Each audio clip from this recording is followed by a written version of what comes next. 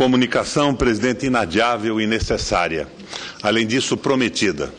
Na última sexta-feira, eu falava sobre a medida provisória dos portos e me referia a uma mensagem que me foi encaminhada por e-mail pelo senhor Carlo Alberto Botarelli, presidente da empreiteira Triunfo e presidente do Conselho da Portonave.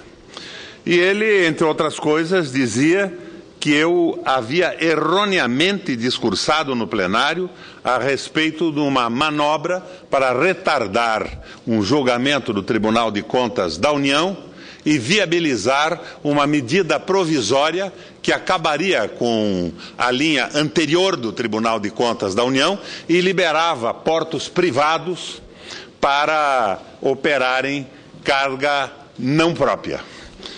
Presidente, em outubro de 2008, no meio do segundo mandato do presidente Lula, foi publicado o decreto 6.620 para deixar clara a ilegalidade de terminais privativos prestarem serviço público de movimentação de carga de terceiros. Esse decreto foi elaborado pela Casa Civil sob a mão forte da então ministra Dilma Rousseff. Estabeleceu que os terminais privativos mistos eram aqueles titulares de carga própria suficiente para justificar sua instalação. Preveu-se ainda no decreto que a carga pública de terceiros movimentada por esses terminais deveria ter a mesma natureza da carga própria, ou seja, granel, com raríssimas exceções como carne frigorificada. E determinou-se que a operação da carga de terceiros deveria ser eventual e subsidiária. Com isso, punha-se ponto final a um ponto do debate requerido pela senadora Cátia Abreu, que entendia que o terminal privativo poderia fazer o que quisesse. Em junho de 2009, a Federação dos Trabalhadores Portuários oficiou representação ao Tribunal de Contas da União, com a finalidade de demonstrar que apenas da clareza do marco regulatório, terminais privativos mistos e legítimos que não dispunham de carga própria pretendiam atuar como prestadores de serviço público, sem prévia licitação, e estavam irregularmente autorizados pela ANTAQ ou colocados em funcionamento. Em maio de 2010, a ANTAQ aprovou resolução confirmando o marco regulatório portuário e a determinação que competia ao porto público a movimentação e armazenagem da carga geral de terceiros. Presidente, eu vou lhe solicitar uma tolerância com o tempo, porque eu quero que esse meu pronunciamento e os documentos que eu anexo a ele sejam enviados ao Grupo de Ética do Governo Federal e ao Procurador-Geral da República. Restaram claras, de acordo com o voto, as impropriedades que têm ocorrido nestes casos no tocante à prática de concorrência assimétrica entre terminais de uso misto e terminais públicos, além de autorizações realizadas pela ANTAQ sem o cumprimento de todos os requisitos previstos para a boa e regular operação dos terminais, conforme prevêem normas em vigor. Fatos que acabaram por se constituir em burla à regra de que a delegação da prestação de serviços públicos aos particulares deve se dar mediante prévia licitação, conforme previsão constitucional e legislação correlata. Voto este, que eu acabo de ler, do ministro Raimundo Carreiro, Tribunal de Contas 015916/2009-0. A sessão foi interrompida por pedido de vistas do ministro Cedras. Determinou-se a oitiva dos mais diversos órgãos e autoridades e dos terminais privativos reputados ilegítimos. Sobreveio nova manifestação da CEFID, reiterando a conclusão pela inconstitucionalidade dos terminais privativos que movimentam ou movimentarão predominantemente carga geral pública nos seguintes termos. Diante dos normativos vigentes sobre a matéria, não restam dúvidas sobre a ilegalidade das outorgas dos TUPM, terminais privativos de uso misto, em análise.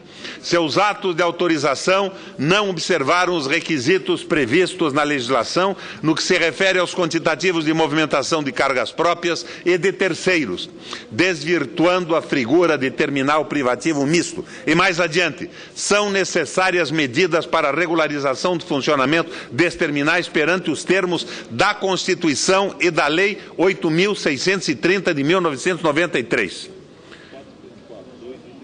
O processo foi novamente incluído em pauta do Tribunal de Contas da União em 28 de novembro de 2012, mas, por solicitação da atual ministra-chefe da Casa Civil, senhora Gleisi Hoffmann, foi retirado de pauta para que aguardasse o anúncio de novo marco regulatório para o setor, de acordo com a imprensa.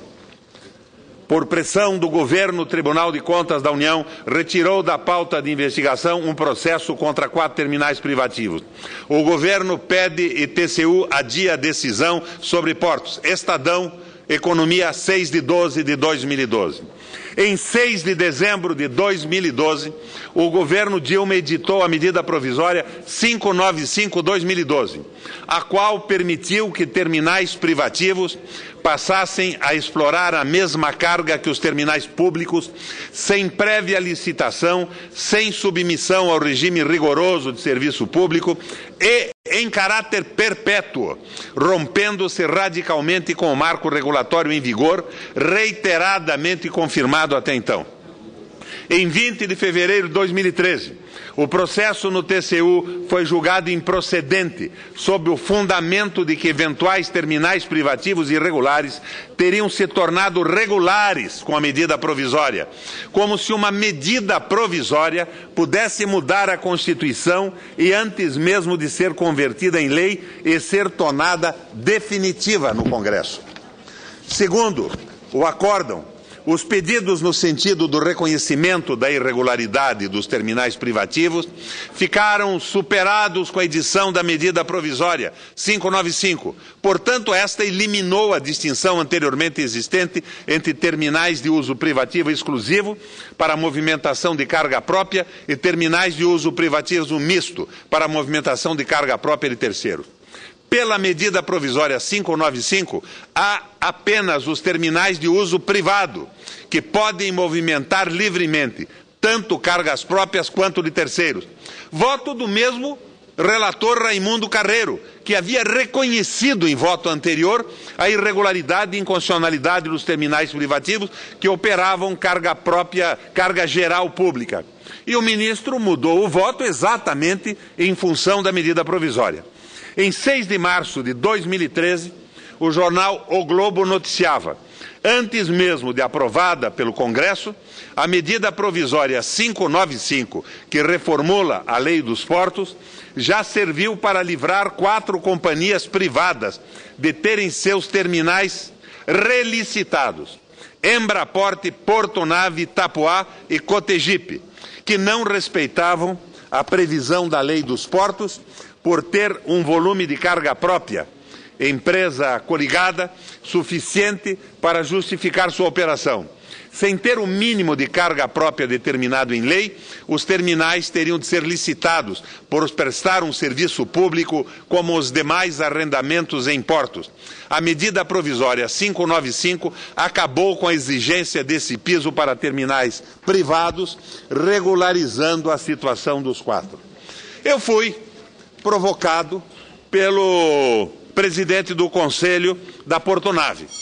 E eu quero responder essa provocação com esse meu pronunciamento e com o voto separado também do ministro Augusto Scherman Cavalcanti, que mostra absoluta inconstitucionalidade.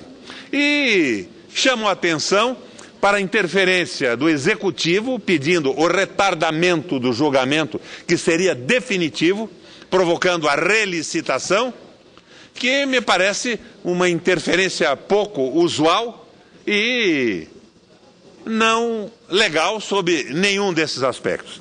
Então, eu peço a Vossa Excelência que anexe a esse meu pronunciamento o voto em separado do ministro Augusto Scherman Cavalcanti, que eu levarei à mesa nesse momento, que isso seja feito imediatamente com a entrega desse meu pronunciamento e dos documentos anexos ao Procurador-Geral da República e a esse Conselho de Ética da União. Porque, e especialmente ao senador Eduardo Braga, relator dessa medida e aos membros da comissão mista da CPI dos Portos. Não é possível que se legalize desta forma uma situação absolutamente ilegal diante da legislação.